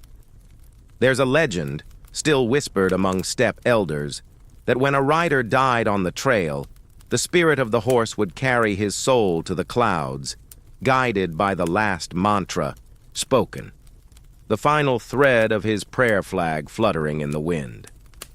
Whether true or not, you don't know. But something about this small saddlebag shrine makes you want to believe. You repack it slowly, with the same reverence you'd give a letter from someone you once loved and never saw again. The box shuts with a quiet click, like a breath held in. This wasn't just faith on the go, it was architecture for the soul. The walls were made of cloth, the roof was sky, and inside lived the quiet courage to face another day with only a horse, a wind-chapped face, and a whisper in your pocket. You place the shrine back into its corner, safe beneath the blanket roll, and somewhere, just maybe, the wind nods in approval. The fire burns low now, casting slow dancing shadows that stretch across the ground like old stories told by smoke. You lean back against your saddle, warm on one side, the cold creeping up the other, and you reach lazily toward the next bag, a smaller, squatter one made of felted wool with fraying edges and tassels that have definitely seen better decades. Inside is not food, not tools, not sacred talismans or hoof balm. It's fun. Out spills a tiny set of carved dice, each with smoothed corners and faint dots that have worn down from countless games. Not numbered in a way you'd expect. Some have dots, others have tiny carvings of animals, or lines, or just little gouges. These weren't standardized. They were personalized. And often they weren't just for games. They were for stories. Mongol nomads passed time the way they passed across the land, efficiently, communally, and with bursts of unexpected chaos. These dice might be used in shagai, a traditional game played with sheep ankle bones, each side representing a different animal. Throw 4 bones, get all horses. Congratulations, that's excellent luck. All sheep? Time to reflect on your choices. You roll the dice onto your blanket. One lands upright and immediately bounces into your boot. The other three scatter. Somewhere, a ghostly elder probably just cackled. Next to the dice bag, you find a jaw harp. Metal, small, shaped like a wishbone with a central tongue of steel. You pluck it once against your teeth. It twangs with a low, vibrating buzz, a little. Eerie, a little delightful, this was a classic step instrument. Portable, soothing, hypnotic. You picture a lone herder perched on a hill, playing this tune to the goats, the wind, or maybe just himself. Mongols didn't waste time on big orchestras. They carried their music in their pockets. Then there's a bundle of tightly wrapped string. You frown at first, until it clicks. Cat's cradle. A string game passed from hand to hand, twisting into shapes that look like tents, horses, rivers, people. Each configuration could be a memory, a tale, a puzzle. In a world with no screens, these strings could entertain a family by firelight for hours. Historians still argue whether some patterns were standardized or if they were invented on the spot, part game, part oral storytelling device. You find another object, a carved wooden spindle, slender, beautifully balanced. Not a toy, but it doubles as one. Used for spinning thread, but also for little contests. Who could keep it balanced longest, or whose yarn turned out finest. Spinning was work, yes, but also rhythm. Mongol children learned it alongside stories, songs, and laughter. Wrapped in a cloth scrap is something truly tiny. A whistle. Bone or ivory, maybe goat or deer. You blow gently. It emits a high, thin note that could summon a bird or wake a child. Used in training horses? Possibly.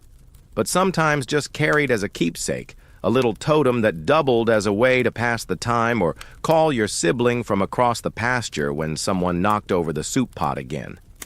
And then, you find a mooring core string, just one, frayed at one end. Not the whole instrument, far too large for a saddlebag, but a string, possibly broken and saved. The mooring core, or horsehead fiddle, was one of Mongolia's most iconic instruments. When played, it sounds like the wind remembering your name. If someone packed this string, it meant they played, or hoped to again. There's a folded piece of birch bark next.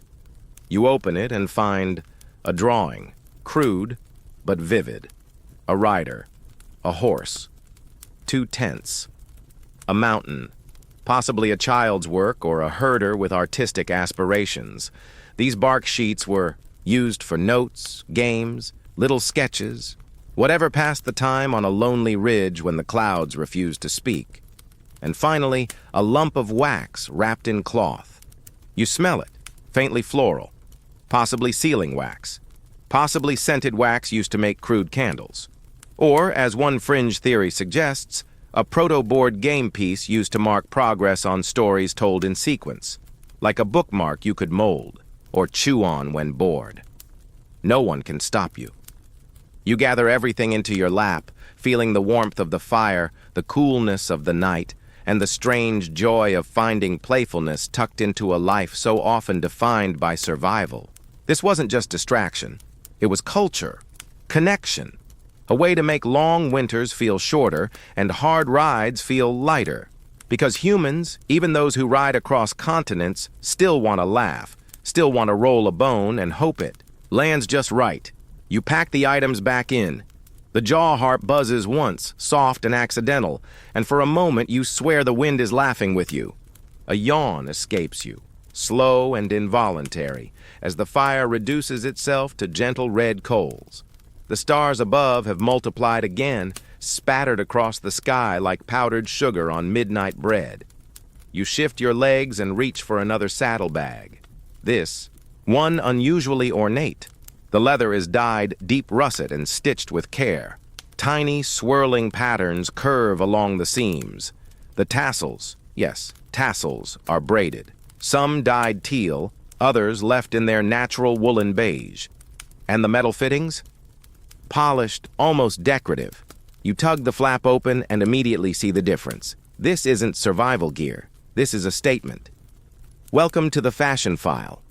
Inside is a beautifully folded deal, not your usual workwear version, but one, lined with silk trim and featuring embroidery and glimmering gold thread. Stylized clouds curl around the sleeves, and the collar has clearly been restitched with precision. This was a ceremonial garment, or at least look nice when visiting. The in-laws deal. The kind you wear when you want people to know you own more than 2 goats and a dream. Mongolian clothing wasn't just about warmth. It was status, style, signal. That's why the second item you find is a belt so ornate it could double as a parade float. Thick leather, dyed oxblood red, with a bronze buckle shaped like a galloping horse. Some belts had compartments, some had tools. This one, it has drama. You try it on. Your posture improves by 3%. You suddenly feel like asking for tribute. Next is a pouch of jewelry, not glittering with jewels, but carved bone beads, silver hoops, and an amulet shaped like a horse's head. These were adornments with layers. Women wore elaborate earrings, sometimes several per ear, not just for beauty, but to show age, status, marital availability, and possibly their tolerance for heavy accessories. Men wore rings, arm cuffs, and occasionally piercings. If it sparkled, someone figured out how to saddle it. You pull out a folded headscarf, blue and white, the fabric thick but fine, with tassels that seem purely decorative. Women often tied scarves around their heads or under their hats. They could signify mourning, marriage, or just a good hair day beneath layers of felt. Another item, a small mirror, bronze, slightly warped, the reflective surface dulled by age. It fits perfectly in the palm. These weren't just for checking your look. Mirrors were believed to ward off evil spirits.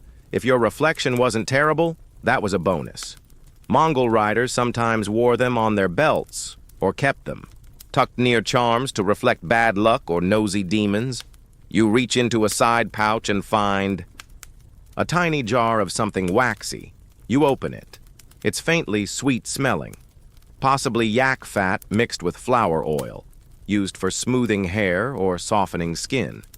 In a land of wind burn and perpetual sun, skincare wasn't luxury.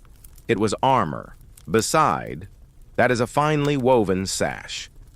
Deep green, embroidered with tight geometric patterns. Tied at the waist or across the shoulder, this was part function, part fashion, and full personality. Sashes could carry knives, tools, or even love letters, if you folded them just right. There's also a comb, bone, double-toothed, carved with swirls. Used for grooming or, if dropped from the saddle, a convenient way to start a polite disagreement with your riding partner about who last brushed their deal. Personal grooming mattered. Not in the modern take-a-selfie way, but in the ancient, look respectable or be mistaken for a highway goat way. And now something odd. A tiny pouch with fragments of fabric inside, all brightly dyed. Silk, maybe. Imported. These weren't worn, they were displayed. Traders carried fabric swatches to show off available wares, but individuals kept scraps from meaningful gifts. A bride's wedding sash, a child's first deal, a lost elder's scarf. Color told stories. One last treasure, a pair of finely stitched boot tops, just the uppers, without soles. Why? Mongols often layered these over worn-out footwear to give the illusion of newness, like throwing a stylish jacket over your laundry day shirt. Instant upgrade. These ones are blue, with tiny embroidered horses dancing near the cuff. You try one on. Your feet feel 12% nobler. Historians still debate how much Mongol clothing reflected actual clan identity versus individual wealth and taste. What's clear is that everyone, noble or herder, understood the language of fabric, color, stitch, and shine. You lay the items out before you. This wasn't just a fashion bag. It was a mobile identity. How you walked into camp. How you stood in a trading line. How you met your cousin's cousin at a matchmaking bonfire. Your saddlebag said who you were before you opened your mouth.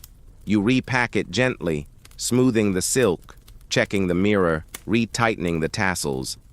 Style on the step wasn't about trend, it was about statement.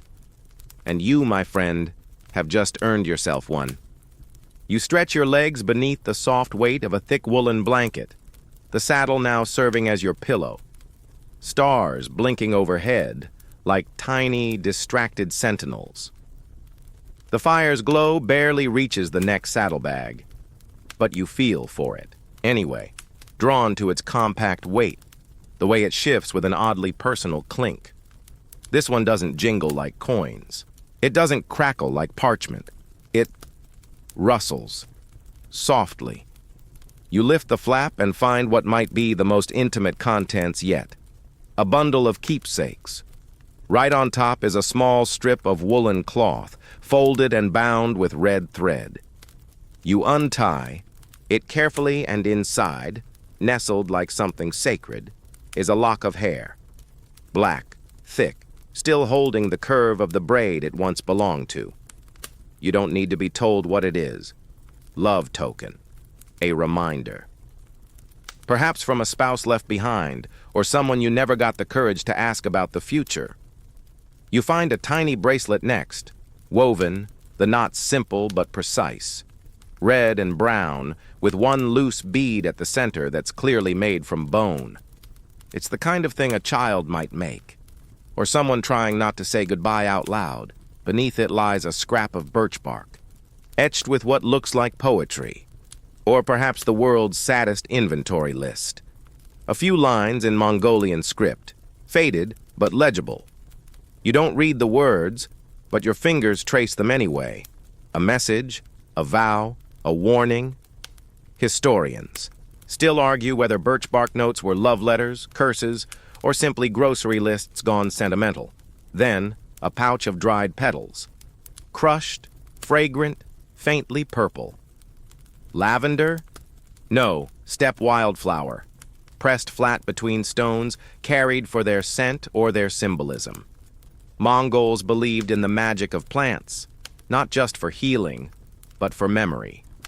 A flower tucked behind the ear could mean flirtation. Tucked in a pouch like this, it's a sealed sigh. You find a piece of polished horn carved into a small pendant. Not valuable, but worn. It's been touched so many times the edges are soft as river stones. A symbol of protection, or a gift from someone whose fingers also used to trace its shape. A more peculiar item next, a lump of hardened clay with what appears to be a partial handprint. Not quite adult, not quite child. It's possible this was a keepsake from a baby, pressed and preserved during a festival or ceremony, or maybe it's just a very lovingly carried chunk of riverbank. No judgment, tucked near the edge of the bag. A twist of parchment. You expect more writing, but it's a drawing, a pair of horses outlined in confident strokes. One slightly larger, one smaller, both leaning into each other. It's charmingly naive, like something scrawled while watching a herd and daydreaming of someone who always smiled more around the animals than the people. Then there's a coin, not a valuable one, so thin and corroded you can barely make out the markings, but someone's tied it onto a strip of cloth, knotted so many times it's more memory than money. Maybe it was the last coin given by a parent, or one earned during a moment that mattered. Maybe it just traveled well, and here, a little pouch of soil. Black, rich, fragrant. Not from this camp. This was packed intentionally, carried like a relic. Your home earth. Mongol nomads believed in sacred landscapes, certain rivers, valleys, or hills that resonated with the spirit of their clan. This was someone's anchor, their piece of permanence.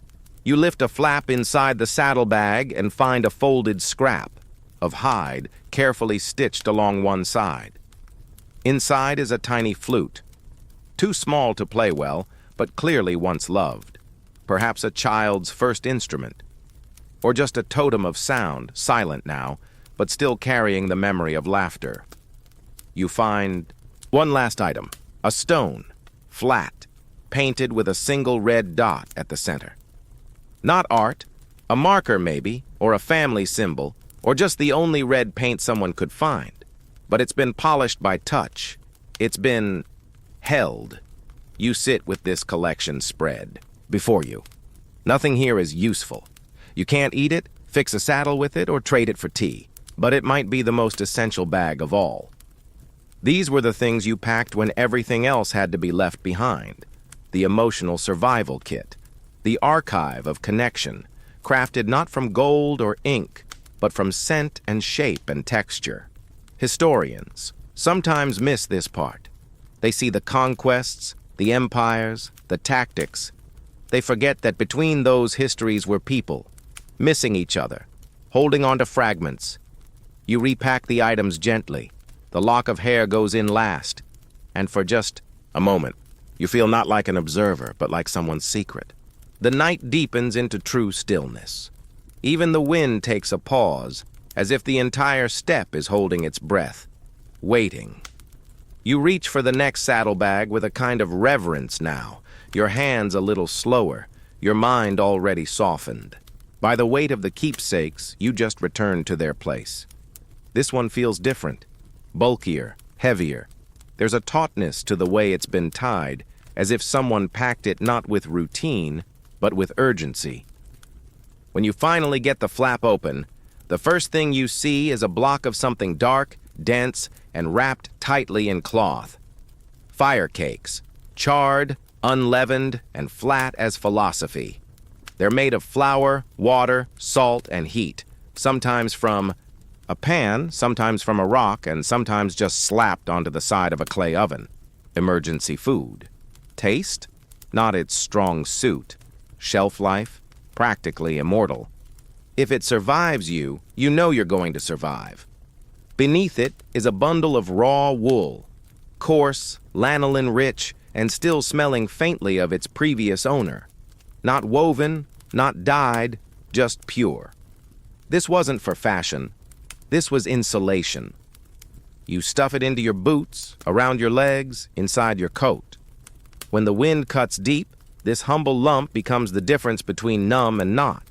You find a stick of solid animal fat, tallow, or perhaps rendered marmot if your nose isn't lying. This is not a snack. This is grease. For your lips, your gear, your saddle, or in a pinch, your fire starting. It melts at body temperature and repels cold like a tiny portable sun. Slather it anywhere, and you've got temporary invincibility. Plus, a faintly meaty afterglow.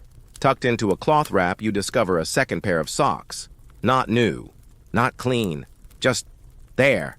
Reinforcements. When the weather turns or your boots soak through, these crusty survivors could mean the difference between blisters and bedridden. They smell like wisdom and regret. Another item, a bundle of small, thin twigs. Not firewood. Toothpicks? No. These are splints. Emergency splints. You realize this bag isn't just for extra food, it's the panic pouch, the if-everything-goes-sideways bundle, the Mongol first aid, fallback, just-in-case kit. You find a sliver of soap. Yes, actual soap. Harsh, hand-pressed, and coarse. Not a luxury, but a necessity in cases of real disaster, infected wounds, spoiled food, sudden illness, or very occasionally, social embarrassment. A pouch of dried, crumbled leaves follows.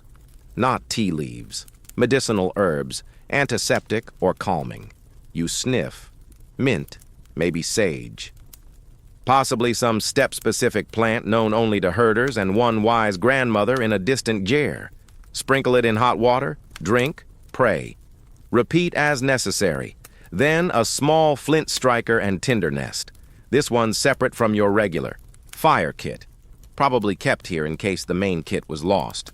Redundancy wasn't just wise, it was survival. You don't want to be out in the plains with no fire and only a sad song about a horse that ran off with your matches. You pull out a tiny vial, dark glass, sealed with wax. You shake it gently, thick liquid, oil, medicine, possibly a concentrated herbal extract. You don't dare open it. You just know it's the kind of thing you use when your options run out and you need the gods to meet you halfway. Near the bottom of the bag, a curved piece of wood with a leather thong. A spare stirrup? Possibly. Or maybe a tourniquet tool, or something to brace your leg against if it breaks and no one nearby knows the right kind of chant. You've noticed Mongol emergency kits often serve 3 to 5 overlapping functions: healing, tying, praying, and panic sweating. There's a bone needle tucked into a rolled scrap of leather. Emergency stitching. Not for clothes, though it would work, but for skin, flesh, muscle. The rider who packed this knew that sometimes help is miles away, and the only surgeon is the one holding the saddlebag. And finally, a small, leathery object tied with red string. When you untie it, you find a foot. Not a human one. A vole's or maybe a jerboa's. Mummified. Intact. Tiny claw curled just so. You stare at it for a long moment. Historians still argue about these. Some say they're good luck charms. Others say they're protective talismans meant to absorb danger. One dubious source claims they're gifts from shamanic apprentices and meant to hold off bad spirits with big opinions. All you know is, it's here, on purpose. You sit back, rewrapping each item with the same care you'd use to handle dynamite or a particularly judgmental cat. This isn't the gear you show off. This is what you carry for the bad day, the wrong storm. The night someone doesn't come back from the hunt, you don't unpack this bag unless you need to. But when you need to, it saves your life. You tie the flap closed again, double knotted now. Because this bag isn't just about surviving, it's about hope. Quiet hope. That you never have to use it. That you're prepared anyway. And that sometimes what gets you through the worst moment is a fire cake, a foot, and a little bit of wool. The night is now hushed and heavy, the kind of silence where even the fire dares only to whisper. Your horse shifts in its sleep, tail flicking idly, and in that moment of perfect stillness, you pull one more saddlebag toward you. This one's different again, bigger, softer, with an uneven shape that suggests bulk. You flip the flap open and immediately catch the musty aroma of ink, wool, and time. Paper. Or rather, its ancient cousin. Parchment, birch bark, leather scraps, and the occasional suspiciously tough leaf. This is the archive bag, the Mongol filing cabinet. Packed not with bureaucracy, but with memory. First, you pull out a roll of parchment tied with sinew. You untie it gently, careful not to tear. The script inside is neat, precise, and inked with care. Not Chinese characters, not Tibetan, Mongolian. Vertical script, elegant, sweeping, read top to bottom like raindrops with rhythm. It's likely a message, a record, or perhaps a prayer written under a starlit yurt while someone's goat tried to eat the ink pot. Next, a stack of birch bark sheets bundled with rawhide string. Each piece has marks. Some are drawings, others lines of script, and a few just dots in patterns. These could be tallies of goods, family birth records, or mnemonic prompts for oral stories. Mongols were masters of memory, but sometimes even the best brain needs a cheat sheet, then a sliver of hide with notches along one side. You hold it up. It looks like a crude abacus, or maybe a calendar. Historians still argue whether these strips were counting tools, moon trackers, or family trees in leather disguise. Whatever the truth, it's clear this was a record of something too important to forget. You pull out a tube next, bamboo or reed, capped with wax. Inside, more parchment, tightly rolled. Letters, some possibly diplomatic. Mongol communication, spanned thousands of miles, and a well-trained horse and a determined rider could deliver messages faster than most medieval empires could even light a candle. These weren't just letters. They were arteries of empire. Next, a soft leather pouch, heavy with what feels like polished stones. No, seals, stamps, small carved pieces of bone or horn, each with a symbol at one end. Used to mark documents, sign off on trades, or stamp a love letter with just enough mystery to keep things interesting. You try one on your thumb. It fits. You're momentarily powerful. Tucked into a cloth is a miniature inkwell. The lid screws off with difficulty, revealing a paste-like residue at the bottom, possibly dried gall ink or charcoal-based dye. There's also a tiny stick brush. Mongol riders carried their writing tools with them like modern students carry their favorite pens, close, sentimental, and usually stolen from a friend. And here's something even stranger, a bone stylus with a rounded tip, not for writing ink, for scoring leather or writing into wax tablets. Yep, portable wax. You find one shortly after, a slab of hardened beeswax framed in wood, smudged from years of scribbling and warming near fires, notes that could be erased, reshaped, updated, Mongol whiteboards, but with more bees. Another item, a folded sheet of fabric covered in stitched symbols, a soft map, perhaps, or a travel guide. These cloth records were lightweight, durable, and weatherproof, perfect for someone who lived on horseback and refused to ask for directions. You find a wrapped bundle of cords next, each tied with knots. Different lengths, different patterns, a mnemonic system, trade memory. Historians still debate whether these were step versions of Incan quipu or just very dedicated yarn projects. Either way, each knot holds meaning. Probably not make soup, but possibly don't forget you owe Togrul 2 goats. Then there's a sealed envelope made from dried fish skin. Tough, crinkly, remarkably intact. You hold it to the firelight, trying to see inside. Mongol messengers sometimes waterproofed their documents this way, tucking them in belt pouches or binding them to the underside of saddles. You do not attempt to open it. Something about fish skin whispers, don't push your luck. Near the bottom of the bag lies a folded piece of felt, inside which rests a carved wooden cylinder, like a miniature scroll case. Inside, a tightly wound strip of paper with what appears to be poetry, maybe, or a tax list written with flair. It's hard to tell. The line between practical and poetic was blurry on the step. You might list your livestock like stanzas. You find a little tally stick, carved, split, clearly once shared. The Mongol version of a shared password, one half with the lender, one with the borrower, a promise sealed in wood. Even illiterate parties could trade securely as long as the stick matched. You snap the halves together. They still align. Finally, you pull out what looks like a child's drawing, a yak with 5 legs. Or maybe a god, or maybe an extremely judgmental neighbor. Whatever the case, it's been kept carefully. Sometimes the things we write down aren't for utility. They're for the reminder of someone's hand making the marks. You sit back and look at the spread.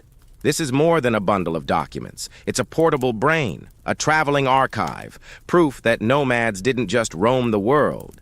They remembered it, recorded it, stamped it, knot-tied it. In a land where wind erased footprints in seconds, the Mongols made sure their memories endured, even if it was in fish skin. There's something strange about this next saddlebag. It's not just heavier, it hums. Not literally, of course, but in that quiet way certain objects do when they've been used every day, shaped by time and repetition, until they start to feel alive. You lift the flap, and there it is. The toolkit of a craftsman, or more accurately, a mobile artisan who travels by horse and refuses to let distance get in the way of good handiwork. First out is a curved blade, a draw knife, or at least a step variant of one. Its handles are smoothed from use, the edge still sharp enough to shear felt, wood, or stubborn fingernails. This wasn't for fighting, it was for shaping. You run your thumb along the spine and imagine all the tent poles, bow limbs, and saddle, frames it's helped create. Next, a collection of chisels, bone, bronze, and iron-tipped. Small, precise, carried in a rolled-up leather wrap that, when unfurled, looks like a medieval sushi mat.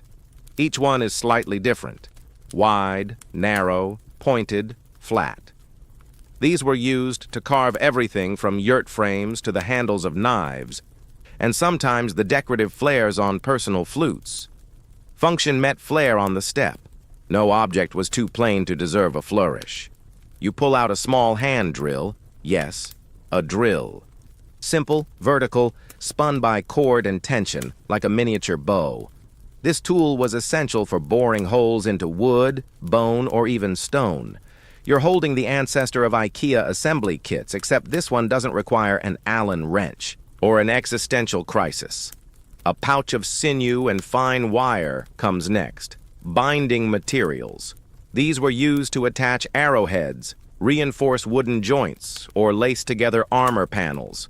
Mongols didn't carry buckets of nails. They used what the land gave them, twisted, dried, and strong enough to survive a stampede. Then, tucked in its own hide case, a set of tiny carving tools. Think, jewelry maker meets shaman apprentice. Some had barbed tips, others were flat or curved like scoops. These weren't just for carving functional items, they were for etching symbols, creating clan marks, shaping talismans. If you wore it or prayed with it, odds are someone carved it first with tools like these. Another bundle, light but oddly shaped. Inside, horn and bone blanks, raw material, not yet combs, not yet toggles or pendants, but destined to become something. You hold one up and see the potential. That's the thing about Mongol craftsmen. They didn't just make things, they read them, felt where the grain wanted to bend, knew when a crack was a flaw or a feature. There's a pouch of powdered pigment next. Red, black, and yellow. Mixed with water or fat, these would become paint or dye, used to color fabric, decorate gear, or even touch up sacred objects. Some Mongol artisans left their signature not in script, but in a certain shade of crimson that only bloomed under firelight.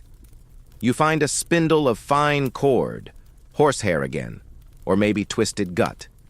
Used to string tools, bind decorations, or create finely braided tassels for everything from saddlebags to sleeves. Mongol style wasn't chaotic. It was curated. Even a simple drinking cup might have a tassel that sang in the wind. Then you spot something surprising. A wooden clamp. Compact, Y-shaped, with a tightening thong. A primitive vise used to hold small objects steady while carving. You test it. It squeaks, but holds.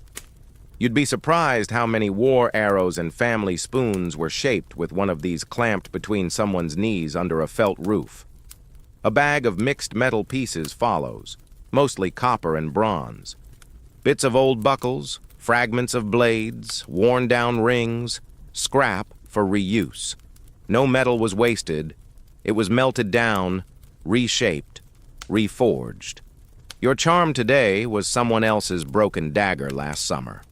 Historians still argue whether steppe metallurgy was central to Mongol success or simply a convenient byproduct of being very, very good at scavenging. Next, a tiny bellows. It barely fits your hand, stitched from leather and capped with horn tips. Used to stoke small fires for metalwork. Not for massive forges, but for mending, soldering, or heating just enough to reshape a stubborn hook. A portable forge for people, with no address, and tucked into a side compartment, a book, not made of paper, of wood, thin slices strung together, each one bearing etched diagrams, measurements, patterns, possibly the artisan's personal notebook, possibly passed down. From a mentor, you run your fingers across the lines. It feels like you're reading someone's dreams. Finally, wrapped in felt, a tiny hammer. The head is iron, the handle bone or dense wood, worn smooth from years of tapping life into tools, trinkets, repairs. You lift it. It fits perfectly, in your hand. The balance is flawless. You pause now, the toolkit spread out around you like a spell circle for makers. Nothing here is flashy, nothing designed to impress, but every item is capable of building, mending, or shaping something that could last a lifetime. This wasn't just a saddlebag. It was a workshop, an artist's studio, a repair station, a memory forger's mobile command post. You repack it all slowly, placing each tool where it was, tightening each cord. Not out of necessity, but out of respect. Because while warriors broke the world, it was the artisans who stitched it quietly back together, one careful chisel mark at a time. By now, the sky has turned a deeper shade of indigo, folding the stars into soft silence. Your eyelids feel heavier, your fingers slower, but one last saddlebag remains. It's the smallest one, tucked close to the rider's seat, worn along the seams, but tied with deliberate care, as if the act of sealing it was itself a ritual. You open it and discover stories, not scrolls, not scripts, not bark or ink or knot, but objects, each one a conversation, a tale, a moment compressed into matter. The first is a feather, pale, downy, with tips scorched black, probably a kestrel's. Tied to a strip of leather, it served as a wind talisman. You'd hang it on your saddle or yurt frame and watch how it shifted. Riders claimed they could predict storms, bad luck, or even pregnancy, depending on how the feather moved. Historians still argue whether it was superstition or early meteorology. The steppe shrugs, unbothered. Next is a tiny knife. Too small for combat, too delicate for carving, just the right size to cut thread, trim a callus, or carve a plum pit into a horse. These knives passed from hand to hand, often between generations. Fathers to daughters, sisters to brothers, the blade's edge dulled with time, but the gesture stayed sharp. There's a bead, glass, blue, and just imperfect enough to have been made by fire and breath. Mongols valued beads like travelers today cherish passport stamps. They were proof you'd gone somewhere, traded something, survived something. Some were said to trap evil spirits in their hollow cores. You roll it in your hand. It's warm. Wrapped in a soft, faded cloth is a pair of bone dice, cracked and uneven, clearly used more for fortune-telling than gambling. You shake them in your hand. One lands flat, the other bounces and teeters. Together, they whisper a future that smells faintly of yak butter and possibility. You find a tooth, small, polished, strung on leather. Possibly from a dog, possibly from a fox. Either way, it was carried as protection. You're not sure if it's meant to guard against enemies, spirits, or heartbreak, but something about it feels deeply loyal. Another item surprises you. A tiny wooden horse. Crudely carved, no larger than your thumb. The legs are uneven and the paint has long since faded. A child's toy. Or perhaps a soldier's reminder. Or perhaps both. Mongol warriors often kept such tokens, carried in the lining of their deal, stitched under saddles, hidden in armor seams.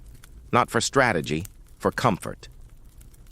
Then there's a stone, perfectly round, soft gray, with one smooth dent like a thumbprint. These were known as singing stones, believed to contain stories only. The wind could read. You press it to your ear. Nothing. And yet, everything. Near the bottom, you discover a bundle of horsehair. Braided, knotted at one end, it's stiff with age. This was likely pulled from a beloved mount after its death, kept not just as a memento, but as a way of carrying part of that bond forward. Mongols didn't see horses as animals. They saw them as partners. The last hoofbeat echoes long after the ground stills, and finally, folded into a swatch of red felt, a note, not written, but sewn, tiny perfect stitches forming symbols, possibly a name or a phrase or a mantra. The thread is golden. The felt is frayed. But the meaning pulses like a heartbeat. You'll never know exactly what it says, but you know what it means. It means someone loved, and left, and hoped. You sit with these objects spread before you, the last whispers of lives that crossed the steppe in pursuit of warmth, survival, glory, or just the next fire. These weren't tools, not in the practical sense, but they were the emotional toolkit, the mythology you carried for yourself, by yourself. In this final saddlebag lies no food, no map, no blade, Only the things you carry when everything else has been stripped away, and you still want to be someone. A horse snorts softly behind you. The wind shifts just a little. You pack everything back up, carefully. No rush, no sharp motions, just the quiet reverence of someone who understands that even the smallest object can be a monument when memory is all that's left. And now, the fire has faded to quiet coals. The sky no longer watches, it dreams. Your horse sleeps nearby, tethered not by rope, but by trust. And you, wrapped in felt and silence, have unpacked a world tonight. Not just saddlebags, but centuries, lifetimes.